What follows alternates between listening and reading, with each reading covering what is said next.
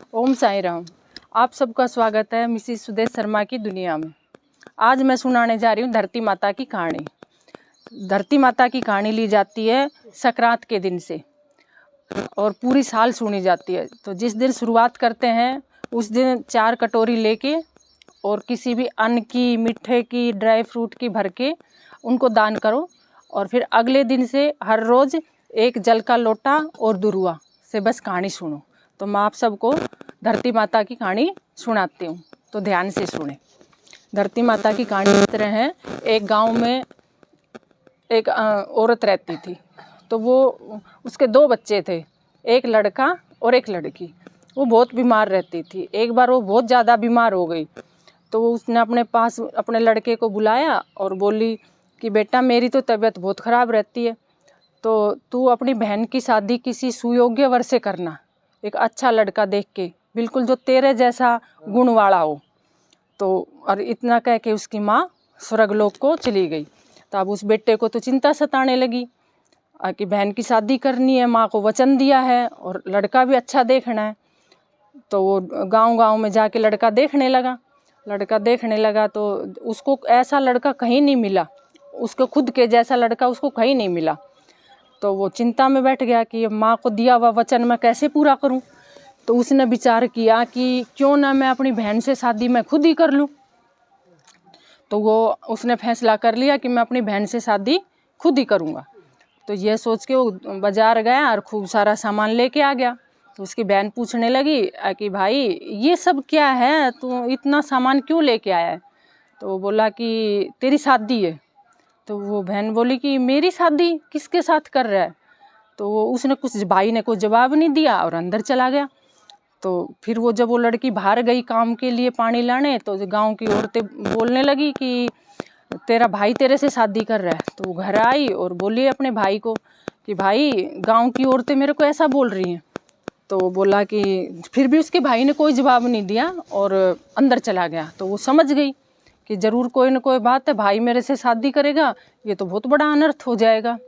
तो वो अंदर गई तो चुन्नी और एक लोटा और चप्पल, चुन्नी ओढ़ी, चप्पल पहनी और लोटा हाथ में लिया और चल पड़ी।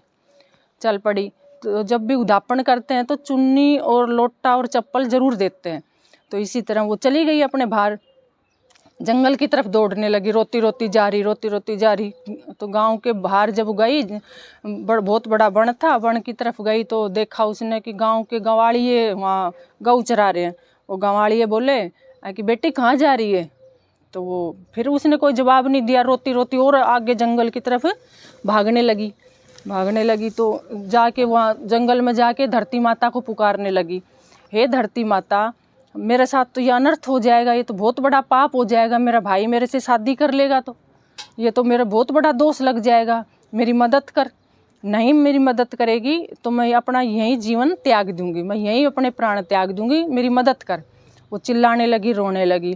तो इतनी देर में धरती माता फट गई। वो समाने लगी।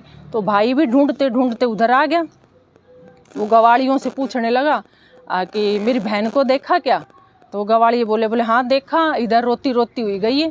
तो बोले कि अच्छा। वो गया तो देखे तो बहन तो धरती फट गई, धरती में समाने लग रही है, बस उसका सर बचा है। तो वो भाग के उसने अपनी बहन को हाथ जोड़ के विनती करने लगा, बहन मत जा, जो गलती हुई उसको माफ़ कर, आगे से ऐसा नहीं होगा। लेकिन वो तो जब तक समा गई थी, बाल बचे, उसने अपनी बहन के बाल पकड़ लिए और उसके जैसे बाल पकड़े वो बाल की दुर्वा बन गई। तो इसीलिए दुर्वा लेके ही कहानी सुनी जाती है। दुर्वा लेके वो दुर्वा बन गई और वो तो धरती में समा गई। तो हे धरती माता, जैसे आपने उस लड़की की सहायता करी, उसकी लाज बचाई, उसका सत रखा, नहीं तो अपने भाई से शादी करती तो अनर्थ हो जाता, उसको दोष लग जाता, तो उसकी मदद करी, ऐसे ही हम सब की करना। बोलो धरती माता की जय। ये धरती माता की कहानी कभी नहीं सुनी जाती, उसके साथ गणपति जी की, विनायक महाराज की कहानी ज़रूर सुनी जाती है। तो विनायक महाराज की कहानी इस तरह मैं आपको सुनाती हूँ। एक बूढ़ी माँ थी, तो हर रोज़ मिट्टी का गणेश जी बनाती थी। तो कभी तो बारिश में भीग जाता, कभी उसके पोता पोती कहीं इधर उधर उसको तोड़ देते, कभी आंधी में इधर हो जाता हर रोज़। तो वो हर रोज़ नया बनाती, हर रोज़ नया बनाती। तो एक दिन वो जब मंदिर गई तो देखा कि राजा के घर में तो चिनाई चल रही है, मिस्त्री लग रहे हैं, कोई लकड़ी का काम कर रहा है, कोई मिट्टी का कर रहा है। तो उसने बोला कि जो मिस्त्री लग रहे थे कारीगर, उनसे बोला भाई मेरे को ना एक गणेश जी घड़ दो, मैं रोज़ मिट्टी का गणेश जी बनाती हूँ और वो रोज़ गल जाता है, रोज़ या तो बालक फोड़ देते हैं या इधर उधर हो जाता है, और मेरे को रोज़ नया बनाना पड़ता है, तो मुझे एक गणेश जी बना दो।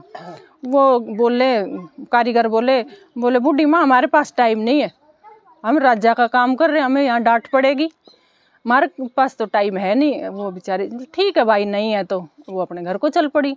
घर को चल पड़ी तो वो तो जैसे घर से निकली राजा के महल से, इतनी देर में राजा के तो चौबारे तो नीचे और जो नीचे के कमरे थे वो ऊपर हो गए टेढ़े मेढ़े सब। बोले ये क्या हुआ भाई, ये क्या हुआ? तो बोले वो कारीगर बोले कि एक बूढ़ी माँ आई थी, वो कुछ कर गई, वो कर गई। तो राजा ने भेजे अपने नौकर, बोले भाई ले के आओ, वो बूढ़ी क्या कर गई ऐसा? भाई चौबारे तो नीचे हो गए और नीचे के दलान थे वो ऊपर हो गए। तो वो ले आए, बूढ़ी आई बेचारी डरती कांपती, भाई मैं तो ऐसा कुछ करके भी नहीं आई। तो जब वो बोले कि भाई राजा के आगे हाथ जोड़ के खड़ी होगी, बोली कि राजा मैंने तो कुछ नहीं किया, मैंने तो इनसे गणेश जी गढ़ने को कहा था और इन्होंने गढ़ा नहीं, मैं अपने घर चली गई। तो बोले जब राजा ने हुक्म दिया उनको कारीगरों को, बोले भाई इसके गणेश जी गढ़ के दो। तो भाई तावड़ी तावड़ी कोई तो किसी ने हाथ गढ़ा, किसी ने पैर गढ़ा, किसी ने सूंड गढ़ा, किसी ने मुंह गढ़ा और बना के और उस पर रख दिया, बूढ़ी के कंधे पे बैठा दिया गणेश जी।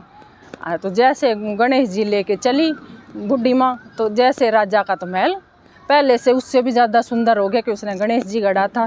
तो गणेश जी की माया तो अपरंपार है, तो इसी कहते हैं कि गणेश जी की माया अपरंपार है, गणेश जी को पहले ध्याओ और मन चित्ता फल पाओ। तो एक कहानी नहीं कहते, गणेश जी की ज़रूर कहनी चाहिए कि कहानी है। और जब कहानी सुनने के बाद ये जल और ये दुर्वा सूर्य भगवान को दे दें और हर रोज़ नया दूब लें और उसको दे दें। आप सबको धरती माता की कहानी कैसी लगी तो आप मेरे को ज़रूर बताना कमेंट्स में, शेयर करना, सब्सक्राइब करना। छोटी सी कहानी थी, आप सब इसको ज़रूर सुनना। धन्यवाद।